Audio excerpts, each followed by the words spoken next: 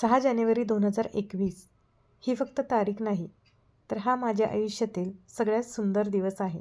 Dear नवरोबा, आज आपल्या लग्नाला 5 वर्ष पूर्ण झाली. या 5 वर्षात सगळं असं परफेक्ट नव्हतं. भांडणं झाली, रुसवे आले, कधी-कधी तर शब्द पण कडू आले. पण प्रत्येक वेळी तुझ्या प्रेमानेच मला तू पुन्हा जिंकलंस. रागातही तू माझी काळजी घेतोस. आजारपणात तर आईच्या आधी आता तूच आठवतोस.